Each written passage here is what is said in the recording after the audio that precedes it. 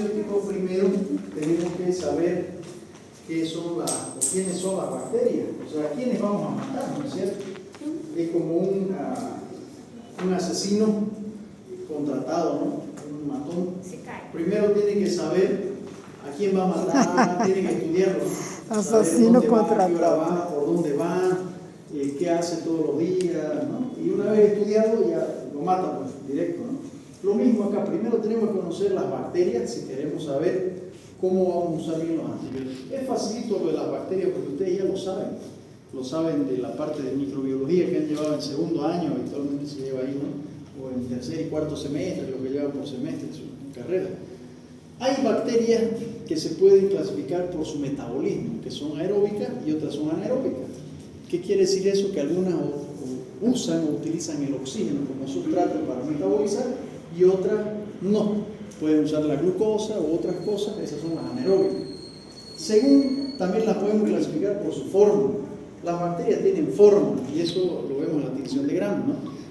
Son redondos, son alargados, son medio redondos alargados, que son los cocobacilos. A veces vienen de a dos en dos, son diplococos, ¿no? Entonces hay cocobacilos, cocobacilos y espirales también, ¿no? Espirales, así en forma de espiral, como la que causa la sífilis, ¿no? Espiral.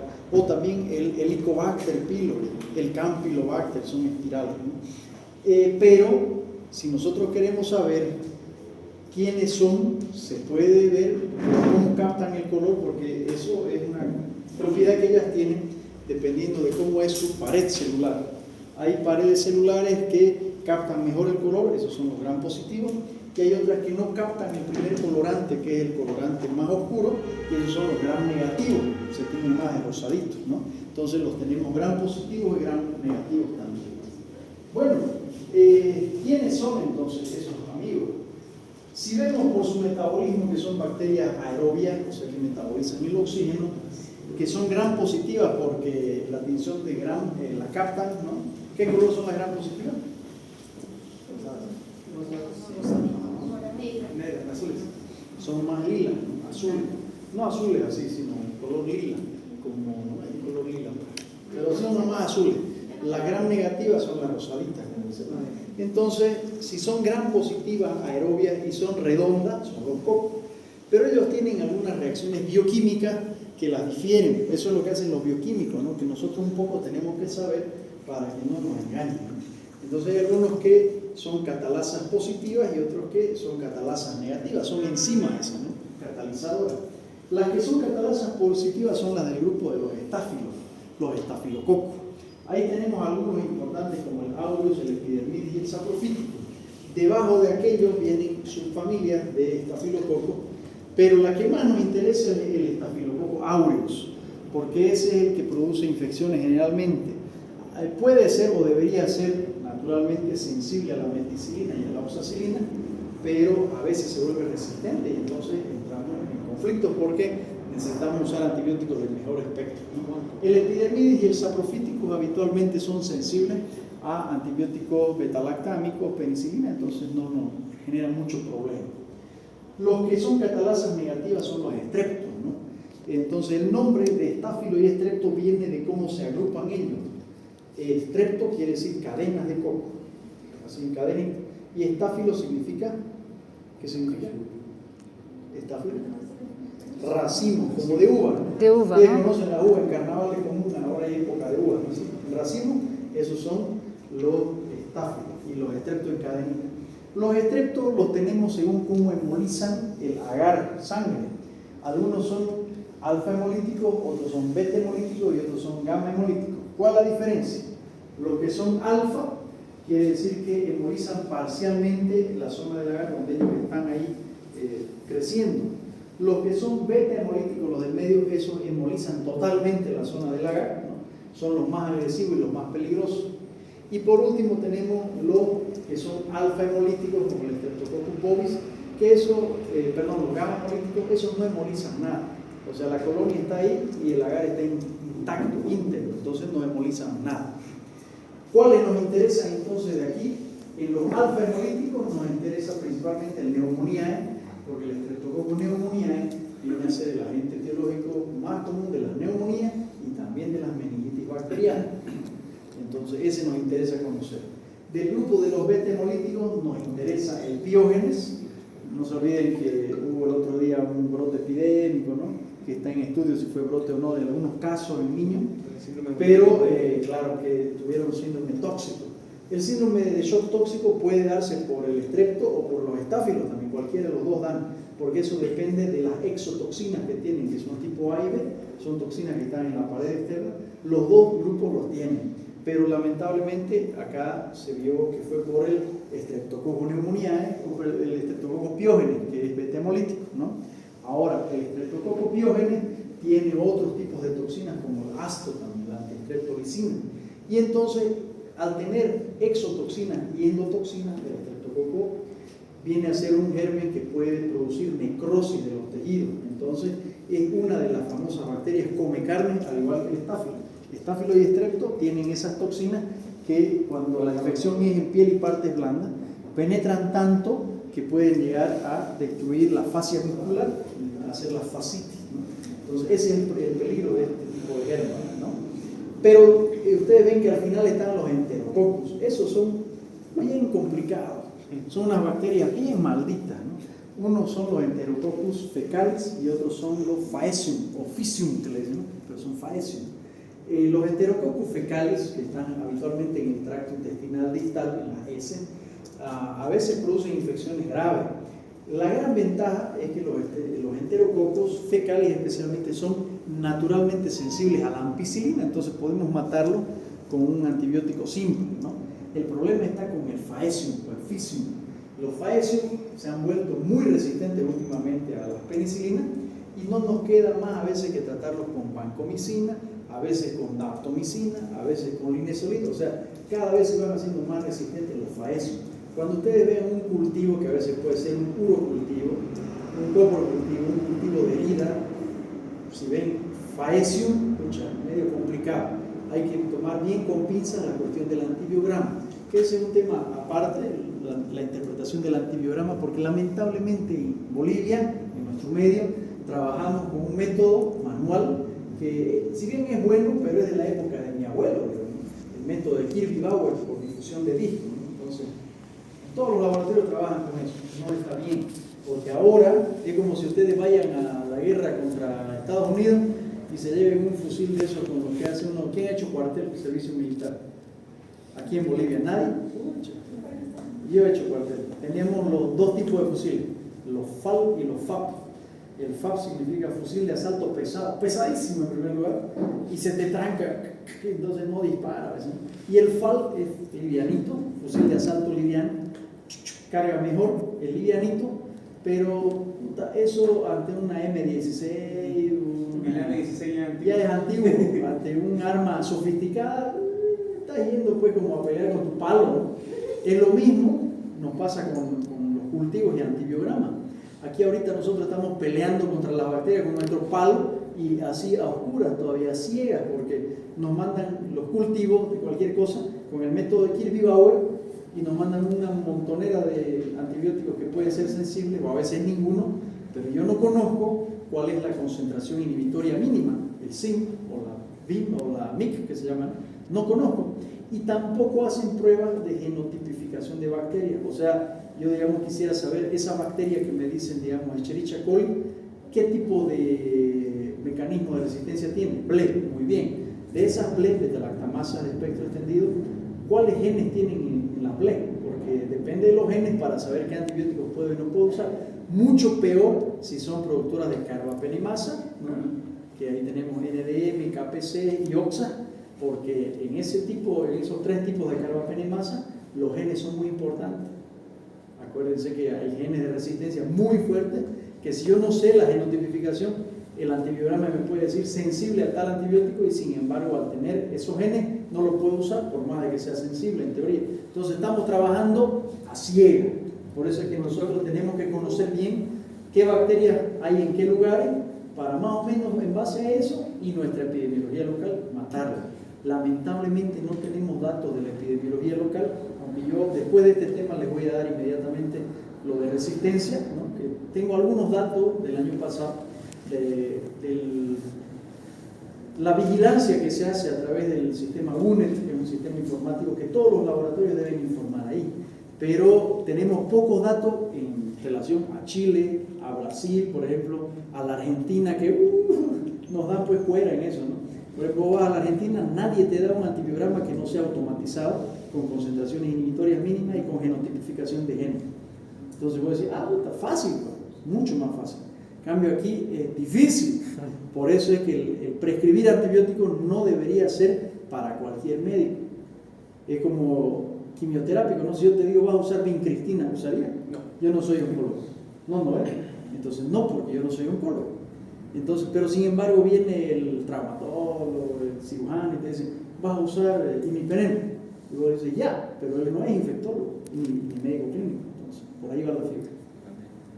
Una preguntita, usted dijo que pese a que se evidenciaba que era susceptible a cierto antibiótico, cuando había ciertos genes peligrosos no se debía usar el antibiótico igual, porque esos genes desarrollan resistencia. Por supuesto. ¿Qué es lo que pasa? Lo que te van a dar en el antibiograma es in vitro, no es in vivo. Entonces vos tienes que decir, mira, dice que es sensible a este, pero tiene tal gen. Digamos, vamos a poner un ejemplo, una pseudomonas o una cinetobacter que tenga un gen de resistencia de tipo carbapenemasa OXA23, no puedes usar nada. Podrías usar nuevas moléculas asociadas a nuevos inhibidores de beta-lactamasa, como por ejemplo imipenem relevactam, no tenemos acá. O podríamos usar meropenem bavorvactam, no tenemos. Entonces, por eso te digo, ¿no? Y te está diciendo el antibiograma, ¿es sensible a imipenem? Claro, pero tiene un OXA23, entonces sí o sí necesitas el inhibidor de beta-lactamasa. Gracias, doctor. Entonces, los que fueron al curso van a entender mejor, ¿no? Pero los que no. Ahora, del mismo grupo que metabolizan con oxígeno, o sea, son aerobias, son gram positivas todavía, pero ya no son cocos, son bacilos, son alargados. Tenemos algunas que producen esporas y otras que no. ¿Qué son las esporas, Martín? ¿Qué te han enseñado en microbiología que son las esporas?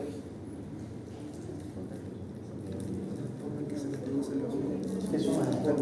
El esperma de hongo. Flor. Aline. Es que como todavía, para algunos no me acuerdo su nombre, ya me voy a acordar cuando lo Quando se torna mais resistente? Quando se torna mais resistente? Ya. ¿Qué son las esporas, Isabel? Ustedes que son más nuevos que yo. Es como una protección de la bacteria. ¿Cómo se disemina? Las esporas son de la bacteria una forma de resistencia que se hace más chica y se engruesa la pared, ¿no? Entonces, ellas, por ejemplo, son resistentes a algunos antisépticos, son resistentes al calor o al frío, a condiciones de medio ambiente, y sirven para mantener viable la bacteria, ¿no? O sea, si se hacen esporas, más difícil de matarlas. Hay algunas que forman esporas, como los bacilos, y otras que no forman esporas, como el grupo de la listeria, el Corynebacterium y donde está el Cipelotrix, que no es muy importante porque no lo van a ver crecer en ningún cultivo. Pero de acá me interesa que ustedes sepan. Aquí tem Por espora ejemplo, e aqui não. Bacillus, ¿no? El Bacillus anthracis, el productor del anthrax. Ustedes han visto alguna vez en Doutor, publicaciones de periodos. por favor, esporas positivos deste lado tiene, aqui não. No forman Aquí no. esporas. Quiere decir que son más fáciles de matar, porque no se hacen chiquititas y gruesas y duras y no resisten. Las de acá forman esporas, más difíciles de matar, ¿no? E ela se agarra também, não? Claro, Os que tecidos. no, esos son mecanismos de formación, digamos, de placas o de geles que son en la parte exterior de la bacteria, que son otras bacterias que producen esos geles. Esta no, esta solamente se hace chiquitita y dura y mucha no la penetras con nada. Entonces el antibiótico nunca va a hacer efecto ahí. Esos son los bacilos. De acá lo que me interesa es el antracis, que es el causante del antrax. Ustedes saben que el antrax es el carbúnculo, ¿no? Hay cutáneo y hay respiratorio. Aquí tuvimos el año pasado un paciente con aparentemente antrax. Tenía lesiones cutáneas y afección pulmonar, ¿no? Y parecía que era antrax, pero nunca creció en el cultivo del Bacillus anthracis. El otro, que se llama Bacillus cereus, no es muy importante como causante de enfermedad como tal, pero produce toxina, ¿no? Entonces el Bacillus cereus vive en el arroz. Cuando ustedes guardan el arroz, lo que esa muchacha que atendimos ahora más temprano, guardan el arroz, no lo calientan, queda aire. Por ejemplo, Fabio, ¿no? A Fabio le gusta comer sin calentar la comida. Si la calientas y la recalientas y se enfría la comida, peor todavía, y las toxinas se activan. Pero si la calientas a una temperatura alta y te comes la comida caliente, no pasa nada. Tengo mi arrocito 2 días en la Claro. materia. El problema del arroz es que si lo comes frío o a temperatura ambiente, puede tener toxinas de bacillus cereus. O puede tener otras cosas peores, como la listeria, por ejemplo, monocitógena. La listeria inmunodeprimido causa meningitis, que es mortal habitualmente, lo que le dio a Cucho. Entonces, en la sepsis neonatal igual puede. también. Entonces, ojo con el bacillus cereus, porque puede estar en el arroz, ¿no? Entonces, genera toxinas, sí. Del otro lado, los que no producen esporas son importantes. Las listerias sí. Ahí tenemos listeria monocitógenes, también pueden encontrarla en la leche, en el yogur, en el arroz que está mal conservado, en la comida. Entonces, ojo con lo que comen. La listeria monocitógena, causante de neumonías y meningitis en pacientes inmunocomprometidos o en recién nacidos, como dice Sebastián, o en viejitos, o en pacientes con cáncer o con SIDA. Por el lado de los corinebacterios, ahí sí, tenemos, el más importante de ahí sería Corynebacterium diphtheriae, ¿no? ¿Qué produce Corynebacterium diphtheriae? Difteria. ¿Qué es la difteria? Son placas que... Ya, ahí las placas. Sí, Que dice que tiene placas, muy bien. No, pero esa no. Y son- Esa La no. difteria es una enfermedad que puede matar a los recién nacidos, ¿no? Ustedes, las que son mamás, siempre le tienen miedo a la difteria que se llama croup, ¿no? El croup laringio. Hay el pseudocroup, que eso es viral, ¿no? Que son placas también, pero son virales, ¿no? Que no se tratan con antibióticos, y ese es el falso croup, el pseudocroup laringio de los bebés, ¿no? Pero el croup verdadero, que es la difteria, son placas, como dice Sebastián, que no se despegan fácilmente, y cuando las quiere despegar sangran. Están pegadas en las amígdalas o en la faringe, o a veces en la laringe. Cuando se pegan en la laringe te obstruyen la epiglotis y entonces no puedes respirar y te mueres, ¿no? Entonces ese es el problema. En los adultos no, pero en los recién nacidos sí Y pueden si matar. logran sacar, crece rápido otra vez, ¿no ves? Crece de nuevo, entonces hay que Otra tratar vez. con antibióticos, ¿no? Entonces ahí La está antibiótica el igual. problema de las difterias, ¿no? Y hay un suelo antitoxina. Por supuesto, hay vacuna también, hay vacuna para la difteria ahora, la DPT, entonces tiene vacuna. Esas son las que son aerobias, gram positivas y bacilares. Ahora vamos a ir a las gram negativas, esas son las rosaditas, así como el pijama que tiene Tania. ella. Tania. Ya me olvidaste de tu nombre tanto que no te veo.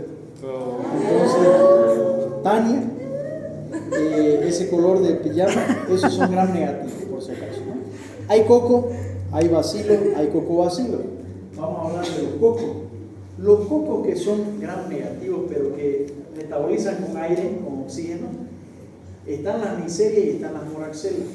Las Neisseria, ahí todas casi son importantes, ¿sí?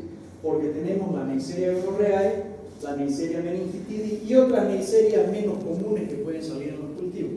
Pero las más importantes son gonorrhoeae y meningitidis. ¿Qué produce la Neisseria gonorrhoeae? La gonorrea. Entonces, ojo, es un germen gram negativo, ¿sí? Por eso es que la gonorrea, antes por ejemplo se intentaba tratar con penicilina natural. No era muy efectivo porque la penicilina natural le pega más al gram positivo, no a los negativos. Entonces, por eso es que ahora se trata más con cefalosporina de tercera generación, la gonorrea. Y cuando es resistente, con doxiciclina, etcétera, etcétera. La meningitidis es a causa meningitis. Pero ojo, la Neisseria meningitidis, que uno es el monococo y el otro es el meningococo, ¿no? Es grave. Una meningitis por Neisseria meningitidis es grave. Cuando hubieron brotes de meningitis, ¿no? En Santa Cruz, de los niños que murieron por meningitis, era Neisseria meningitidis.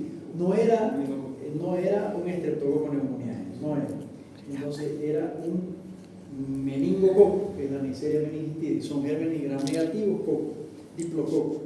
Esa Neisseria, cuando es a nivel del sistema nervioso central, en primer lugar, que es una patología grave, viene con compromiso del estado general, daña el riñón, produce erupciones en la piel y los pacientes habitualmente mueren. Otra cosa, es muy contagioso, se contagia por vía respiratoria. Entonces, a los contactos estrechos de los pacientes con meningitis se les hace quimioprofilaxis, o sea, se les da antibióticos para matar a este bicho. ¿Qué se puede usar? Quinolona fluoroquinolona como la ciprofloxacina. Se puede utilizar también acitromicina, claritromicina, que son macrolidas, como quimioprofilaxis, ¿no? O cotrimoxazol, sulfometronidazol, trimethoprim. Por el otro lado tenemos la moraxela. La lagunata no es muy común, pero la catarralis sí. Moraxella catarralis es un agente causal importante de sinusitis, de otitis media aguda, complicada a veces. Muy rara vez meningitis, pero también se la ha descrito en neumonía, como germen causante de neumonía, especialmente en pacientes con comorbilidades. Entonces hay que tener en cuenta también a la Moraxella catarralis. Es un gram negativo, entonces no va a responder a las penicilinas naturales, ¿sí? Luego tenemos las que son gram negativas, todavía siguen siendo aerobias, pero aerobias con pinzas, ¿no? Porque el grupo del medio son aerobias facultativas, quiere decir que si les quitas el oxígeno, igual puedes metabolizar con glucosa u otro sustrato, no hay problema. Estos son bacilos, ya son alargados, son rosaditos. Y hay algunos que son oxidasas positivos y otros que son oxidasas negativos. Los que son oxidasas positivos son el grupo del Campylobacter y el grupo de la Pseudomonas, ¿ya? El grupo del Campylobacter habitualmente son gérmenes que, si bien son bacilos en forma un poco de espiral, como el sacacorcho, ¿no? Así. No es como la Treponema pallidum, pero son así un poco espirales. De ahí es que viene su nombre de Helicobacter, ¿no? Helicobacter pylori, porque es como una hélice, ¿no? Entonces es el grupo de los gérmenes del grupo del Campylobacter. Ahí está Campylobacter, especialmente el Yeyuni, el Helicobacter pylori, y los vibrios, los vibriones. ¿Cuál es el vibrión más conocido? Cholerae, ¿no? ¿Qué produce? Cólera. ¿Qué es el cólera? Que produce diarrea acuosa como agua de arroz, inflama el intestino delgado en sus primeras porciones y puede matar. Vienen brotes epidémicos porque es muy contagioso por las manos, ¿no? Y las heces. Después ya ustedes conocen el Helicobacter pylori, todos conocen. Gastritis crónica, si no se trata puede producir malignidad, bla bla bla, bla, bla, bla.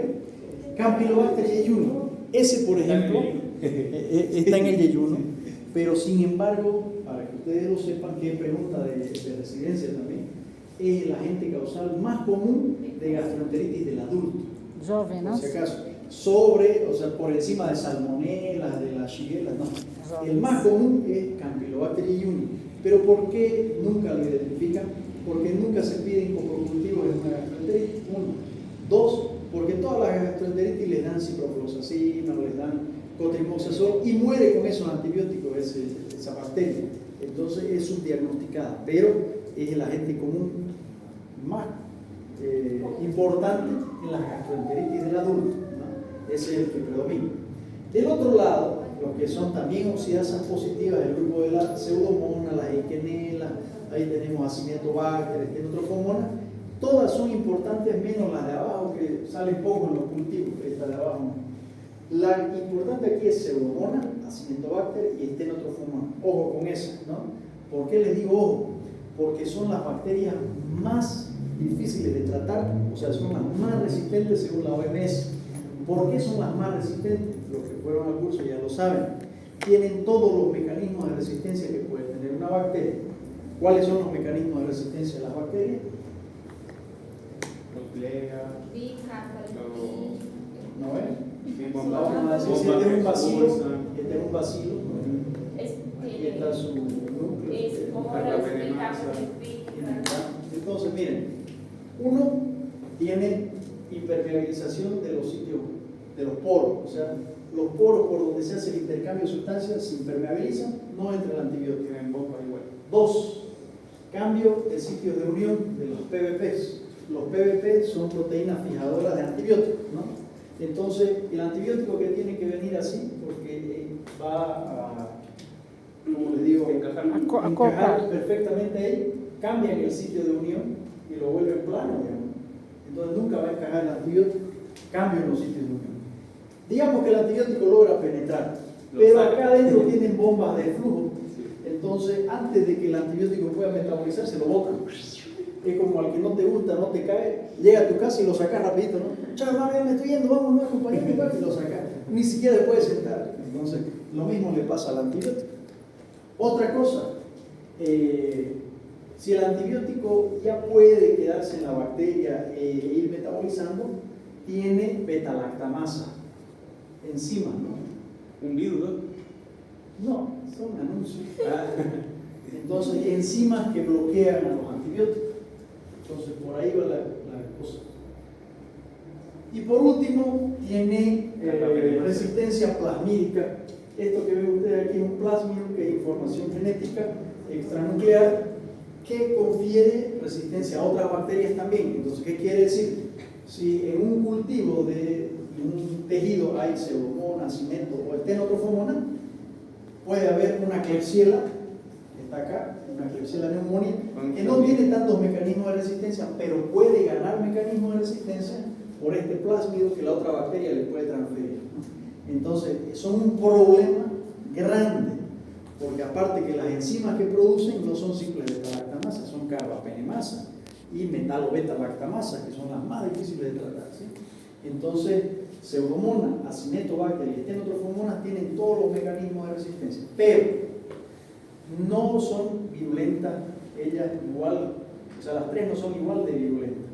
Más virulenta que todo es Acinetobacter, segunda más virulenta es Pseudomonas, especialmente el género Aeruginosa, y la menos virulenta y patógena es Estenotrophomonas. El problema es que Estenotrophomonas está en el agua y en el ambiente, puede crecer también en los antisépticos, en la clorexidina, en el alcohol en gel, etc. Puede crecer ahí, ¿sí? Entonces, por eso es que se recomienda en los servicios de salud cambiar cada 5 días o cada semana máximo el jabón en líquido, todo tiene la fecha. clorexidina. ¿Ah? Entonces, por eso todos tienen fecha. Todos tienen fecha, porque 5 a 7 días tienes que desechar y volver a poner otro, ¿sí? Porque puede quedarse ahí una estenotrophomonas, y aunque no es muy agresiva, pero tiene todos los mecanismos de resistencia que tú puedas conocer, entonces puede pasarle resistencia a otras bacterias. Aquí hemos tenido cultivos con estenotrophomonas y no son sensibles a los antibióticos clásicos que uno podría usar para tratar un gram negativo. Por ejemplo, si le pregunto a Ana Leticia, ¿qué antibióticos conoces para tratar un germen gram negativo? Uno o dos. Ya, la estenotrophomonas es resistente a la cefalosporina, naturalmente resistente. Otro, a veces resistente a los carbapenemas. Muy bien, es sensible al clotrimoxazol. ¿Sí? Es la primera opción de tratamiento, sulfamethoxazol. Qué bueno que hay aquí. Sí, segunda opción de tratamiento, fluoroquinolona, pero mejor de tercera o cuarta generación, o sea, levo o moxifloxacin. ¿Cómo va con la banco? No va bien, va mal. Entonces, por eso le digo, a veces uno dice, pero es gram negativo, ya, le daremos, como dice, ceftriaxona. No va. Entonces, por eso es importante conocer cómo va la figura ahí. Perdón, el grupo más importante, que son oxidasas negativos, este grupo de aquí, ustedes lo van a ver en todos los libros con el nombre de enterobacteriales. Ahora, antes se llamaban enterobacterias, ahora le dicen enterobacteriales. Fácil de recordar porque son los que más crecen en los cultivos de todo un poco. Ahí está, Escherichia coli, Shigella, Klebsiella, Serratia, Proteus y Salmonelas, ¿no? Salmonelas tifi y Salmonelas no tifi, que son el grupo Tiffinurium, que es lo más común. Cuando ustedes les digan, ¿tiene fiebre tifoidea? Mentira, porque lo que tiene es una salmonelosis por Salmonella no tifi, que puede tratarse o puede no tratarse con antibióticos. Sin antibiótico, tu inmunidad la va a controlar. ¿Cuál es el problema? Que se va a ir a vivir a tu vesícula y entonces puedes tener una reinfección luego. Entonces, entre darle y no darle, mejor darle, ¿no? Yo tuve una vez la primera tifoidea, casi me mata. La segunda no tenía nada, pero tenía. Pero mal, doctorita, porque no tuviste tifoidea. La tifoidea es la fiebre entérica o fiebre Me tifoidea. dijeron tifoidea. Mal, porque es Yo me que interné. ustedes van a ir a la emergencia y en la emergencia te van a decir, tiene fiebre tifoidea. Falso, porque tiene salmonelosis, que no es lo mismo y no tiene la misma gravedad. Entonces, nunca le crean al que le diga, porque los casos de fiebre tifoidea son poquitos. De 10 casos de salmonelosis, uno tiene fiebre tifoidea. ¿Lo distinguimos por la leucocitosis con desviación a la derecha? ¿O igual la salmonela se comporta en el Se comporta igual la salmonela no típica que la típica. El problema está en la sintomatología. Fiebre tifoidea es fiebre, alteración del estado de conciencia y síntomas gastrointestinales más cefalea. Yo tenía todo eso. Probablemente tuviste una fiebre tifoidea, probablemente, pero es más Yo creí que común. iba a morir de verdad. ¿Y sabes cómo se diagnostica? Con cultivo. Hemocultivo o coprocultivo. No me Nadie hicieron. pide eso, entonces no era una fiebre tifoidea.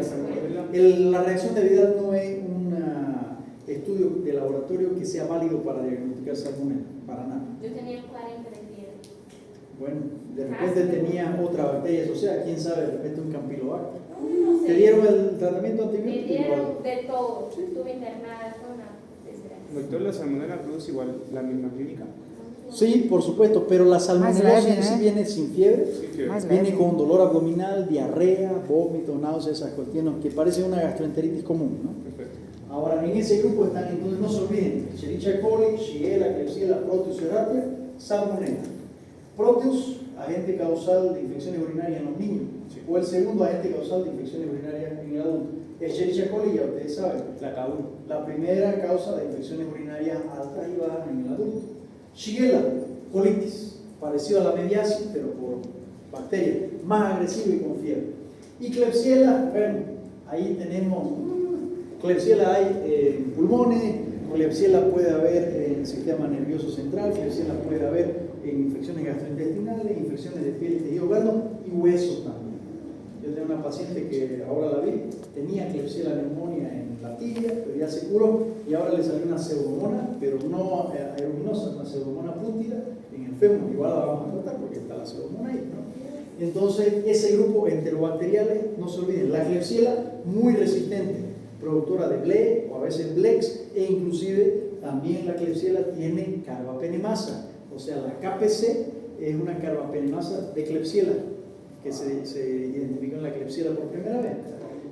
Enterobacter, también hay Enterobacter freundii, que es más patogénico, y otros grupos de Enterobacter que no hay que dejarlos de lado porque son agresivos también. ¿sí? Pseudomonas é mais em hospital, não, doutora?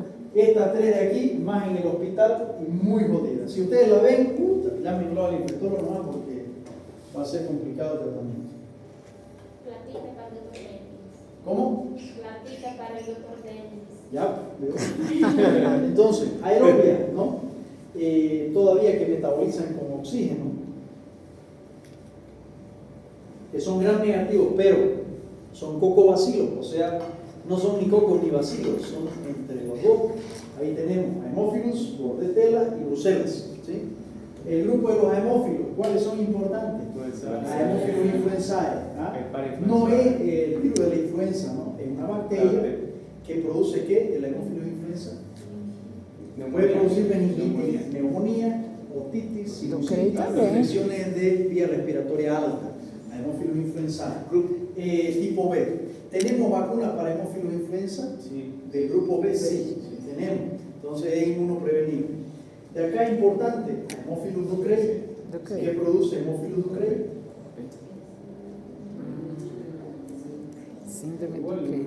El chacroblando. Parecido a la sífilis, porque es una úlcera en los genitales, pero a diferencia de la sífilis, duele. La sífilis no duele. Este duele y aparte viene con ganglios inguinales. Pueden salir bubones inguinales, ¿no? Haemophilus ducrei. Es importante conocerlo. Los otros son los de menos, los otros de menos. Bordetella, ajá. Pertussis. Bordetella pertussis. ¿Qué produce la Bordetella pertussis? Muy bien, la coqueluche. ¿Tiene vacuna? Sí. Tiene. ¿Es mortal o no? Sí. Sí, para los niños pequeños o los ancianos. Es una tos en acceso que no te deja y te ahoga, ¿no? Antes le llamaban tos de ahogo, ¿no? Le ponían cianótico y chao. En el adulto no mata, pero es muy incómodo. Cuando ustedes vean un paciente adulto que tiene accesos de tos, hay dos opciones. O tiene influenza, como virus, o tiene Bordetella pertussis. O para pertussis. ¿Con qué muere la Bordetella pertussis? Con macróleo. Acitroclaritomicina. Por eso no hay que mal usar los antibióticos. Bruselas, ajá. Francisella y Pasteurella son más saprófitos que patógenos. Sirven para la pasteurización de los lácteos, ¿no? Entonces no los tomen como patógenos. En el caso de Bruselas, ¿no? Ahí sí tenemos varias. Bruselas subis, abortus, melitensis, cani. Tenemos un montón de géneros de Bruselas. Pero, ¿qué es lo importante de la Bruselas? Que es un ente o un germen a tomar en cuenta en la fiebre de origen desconocido. Puede producir fiebre, donde se puede alojar en cualquier tejido. Habitualmente es intracelular entonces es de difícil tratamiento, hay que dar tratamiento antibiótico combinado y por largo tiempo. Es de las pocas patologías bacterianas donde el tratamiento es largo, 6 a 8 semanas, ¿sí?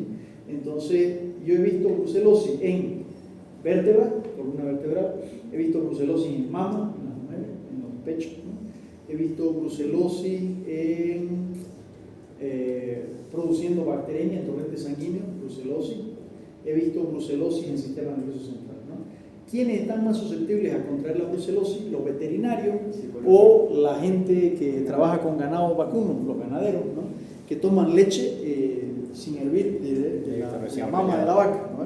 Entonces, los veterinarios, porque manejan mucho animal, ¿no? Leche, entonces están más susceptibles a contraer. Los pacientes que yo he tenido, toditos eran veterinarios. Una mujer y 3 hombres, creo, con brucelosis veterinaria, ¿no? Entonces, ojo con la brucela. El problema de la brucela, como es intracelular, le hace tratamiento largo y tienes que hacer controles cada 1 año hasta por 2 años para que el paciente esté libre de todo mal. ¿Y el pronóstico, bueno, doctor? Es bueno, pero si no lo diagnosticas a tiempo puede ser desfavorable. Ahora, ya no se tiñen con la tinción de Gram, o sea, estas no son ni Gram positivas ni Gram negativas, tampoco las podemos clasificar por metabolismo aerobio o anaerobio, se llaman bacterias especiales. En ese grupo están las espirales, los micoplasmas y las paras. Las espirales, la más común, treponema. El género, treponema pálido, causante de sífilis. La ventaja, estas son bacterias espirales, muere con penicilina natural, o sea, con penicilina benzatínica puede morir, pero cada vez, por el mal uso de los antibióticos, están apareciendo cepas de treponema resistentes a las penicilinas, y ahí estamos fregados. Ahí hay que usar doxiciclina, o sea, ciclaciclina sintética. Borrelia y leptospira son gérmenes a tener en cuenta cuando el paciente viene de una zona tropical, del campo, o viene de una zona, digamos, donde hay muchas ratas, garrapatas, qué sé yo, porque son gérmenes intracelulares como parecidos a la brucela, que pueden producir fiebre y fiebre de origen desconocido. Permítanme un minuto. Doctora, plasmas, ustedes van a poder encontrar micoplasmas orales, salivarios, genitales, etc. Este grupo de los micoplasmas y también micoplasma pneumoniae, ¿no? El micoplasma de género Pneumoniae es uno de los agentes biológicos de la neumonía atípica. Es resistente a muchos antibióticos, pero es sensible a los macróbios. Entonces, a tomar en cuenta ahí a los micoplasmas. Para los bacilos ácido alcohol resistentes, ahí tenemos 3 grupos. El Mycobacterium tuberculosis, que causa la tuberculosis en cualquier tejido, más común en los pulmones. El segundo, o los segundos más comunes ahora son las micobacterias atípicas, o lo que se llama micobacterias ambientales. Ahí están Mycobacterium bovis, avium, gansassi, y tenemos una lista grande de otros más. Esas micobacterias atípicas no deberían causar enfermedad, pero en la actualidad, por el uso indiscriminado de antibióticos y corticoides, cada vez se ve patologías más comunes causadas por micobacterias. Es bien parecido a la tuberculosis. ¿Cuál es la diferencia? Que cuando le dan los medicamentos para tuberculosis el paciente no sana. Y otra cosa, en los cultivos no crece, no sale nada, los cultivos salen negativos, pero la baciloscopía sale positiva. ¿Por qué? Porque son bacilos igual, pero no son tuberculosos. Entonces el cultivo para tuberculosis negativo, con bacilos positivos, persistencia de los síntomas aún con el tratamiento, sospechar siempre de micobacterias atípicas o ambientales. El tratamiento es totalmente diferente porque hay que dividirlas en 2 familias, las que son micobacterias de crecimiento rápido y de crecimiento lento. Habitualmente el tratamiento es igual que la tuberculosis por harto tiempo, pero debe ser con otros medicamentos, fluoroquinolona, sulfamethoxazol trimethoprim, a veces aminoglucósidos, y también se usan medicamentos macrólidos. Entonces es diferente que el tratamiento de tuberculosis. Y otro es el leprae, Mycobacterium leprae, productor de lepra, afección cutánea y del sistema nervioso central, que ya no se ve mucho, gracias a Dios, en la actualidad, pero que en la edad antigua fue un problema de discriminación para las personas, ¿no? Que no sabían que tenían Mycobacterium leprae. Doutor, ¿Por qué no se ve mucho lepra ahora? Eso, por ejemplo, por el uso indiscriminado de antibióticos. Pero En Brasil es algo beneficioso del uso indiscriminado de antibióticos. Aparte de Brasil que hay artritis. ¿Y el tratamiento con talidomida? ¿Efecto embarazada? Já El tratamiento es difícil de hacer. Hipertensión. Dapsona se utiliza. Rifampicina con dapsona es el tratamiento para la lepra. Pero no, talidomida ya no. Es difícil de tratar, pero ahí va. Doutor, Já vamos a ver. por favor, só uma parte. Tu disse, não me entendi muito bem. Tu haces o exame de Barr para tuberculose, é assim? E aí dá-se positivo. Es que el examen no se llama BAR, el examen se llama baciloscopía. ¿No? Sí, sí. BAR significa Bar. bacilo ácido Ácido, alcohol resistente. sí, ¿Por sí. qué? Porque en la tinción que tú tienes que hacer se llama tinción de BAR porque es una tinción diferente que la de gramo, ¿no? Entonces tienes que hacer con alcohol, ácido acético, después lo despintas y al final la bacteria se tiñe así del color de tu pijama. Parecería un gram negativo, pero no es un BAR, ¿no? Es una micobacteria. Aí se hace, se dá positivo. Ahí lo único que tienes que decir es que micobacterias positivo, porque no sabes si es micobacteria en tuberculosis, leprae o micobacterias atípicas. Ah, ela não. Claro. Con el cultivo es que sabes cuál es. Si el cultivo te da negativo y es medio raro, hay que pedir cultivo para micobacterias Ah, atípicas, ahora que es entendí. otro tipo de medio de cultivo, ¿no? Son cultivos. Ah, gracias. Ahora tenemos bacterias especiales como Rickettsia, Coxiella, Ehrlichia y Clamidia. La Coxiella y la Ehrlichia que están aquí al medio no salen casi en muchos cultivos, pero pertenecen al grupo de bacterias especiales. Son intracelulares, muy difíciles de identificar, pero la Rickettsia sí, la van a ver ustedes en fiebres prolongadas, síndromes febriles de origen desconocido. Habitualmente el antecedente de tener Rickettsia es por contacto con animales, ratas, etc. Viven en las pulgas, viven en las garrapatas también, las Rickettsia, y producen síndromes febriles, ¿no?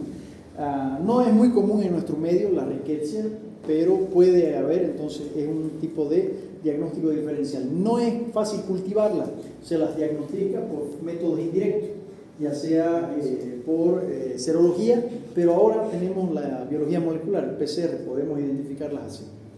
En el caso de las clamidias, bueno, ustedes saben, las más comunes de las clamidias son dos: clamidia trachomatis y la clamidia pneumoniae. La psittasis no es muy común, pero esa es la del oro, ¿no? Es la que está en la boca del lorito, de las aves en general, ¿no? Pero del oro es más común. La clamidia pneumoniae es un germen productor de neumonía atípica, entonces es importante tenerla en cuenta. Y la clamidia trachomatis, pues es una de las ITS más común del mundo, poco sintomática o asintomática en el hombre, pero sintomática o más sintomática en la mujer, ¿no? La forma de cuadro clínico es diverso, puede ir un escozor, picazón, flujo, ¿no? A veces úlceras también, entonces bien complicado diagnosticarla, pero se puede tratar fácilmente con macrólidos, ¿no? Los anaerobios que son gram positivos y coco, la mayor parte de ellos son saprófitos, pero Peptostreptococcus y peptococos, que son cocos anaerobios gram positivos, los van a encontrar ustedes en intestino grueso, principio del intestino grueso y partes medias del intestino grueso. A veces crecen en los cultivos cuando hay una infección de absceso intraabdominal, absceso pancreático, etc. Pueden encontrarlo. Entonces se tratan con antibióticos para anaerobios intestinales como el metronidazol o sus derivados. Los otros no son importantes.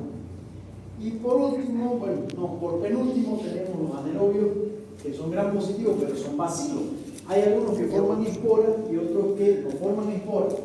Estos de acá, algunos de ellos son saprófitos como las bifidobacterias, los lactobacillus. ¿Dónde las encontramos? En el yogur. ¿Dónde más las encontramos? En la vagina, en los genitales femeninos, ¿no? Entonces son bacterias protectoras de la zona, de alguna zona del cuerpo. ¿Qué? Claro, lactobacillus y bifidobacterias. ¿Dónde más están? En el intestino, como parte de la flora microbiana normal. Entonces no son patógenos, pero el Propionibacterium y a veces el Morbiduncus pueden ser gérmenes causantes de infecciones cutáneas, especialmente el Propionibacterium acnes, en la infección de la acné, ¿no? Entonces son sensibles a macrólidos y son sensibles a tetraciclina, que es lo que usan mucho los dermatólogos, minociclina, ¿no? Ese tipo de cosas para la piel. En cambio, Clostridium, que son formadores de esporas, son difíciles de matar, y aquí son importantes el Clostridium perfringens, ¿no?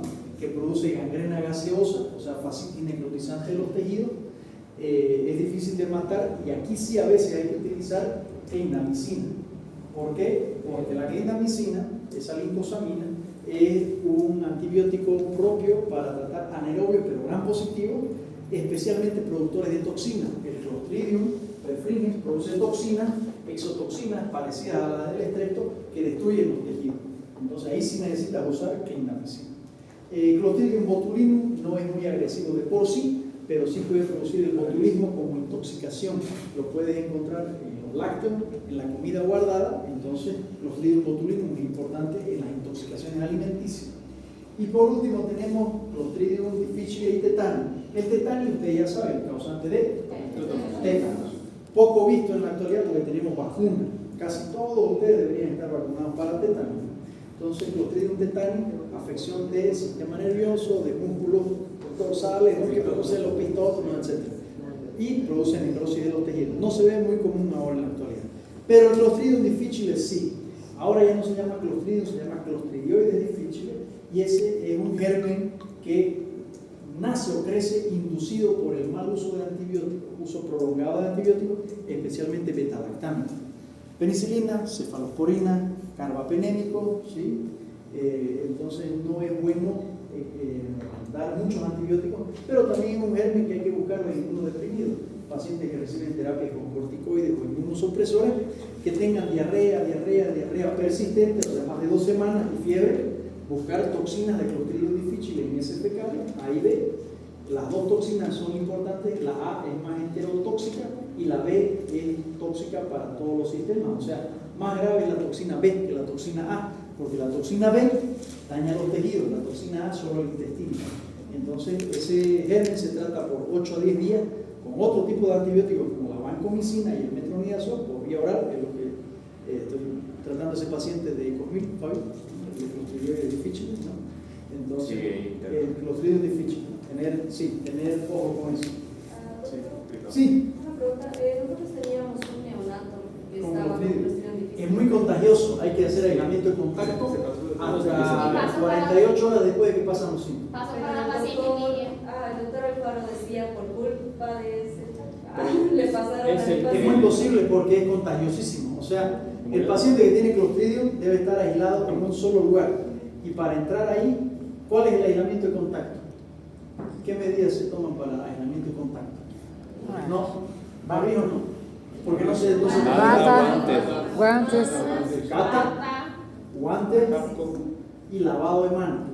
Ah, sí. Antes y después de tocar al paciente, ¿no? Entonces, y que no vaya mucha gente a ver al paciente, no tiene que estar aislado. Pero ¿por qué se habría infectado un neonato? Fácil, porque vos vas a examinar al neonato, si no lo desinfectas tu esteto, vas y lo examinas al paciente y ya te llevaste el Clostridium. Cada paciente debe tener su esteto, cada paciente tiene su esteto. Cuando tiene Clostridium. El paciente cero era el neonato.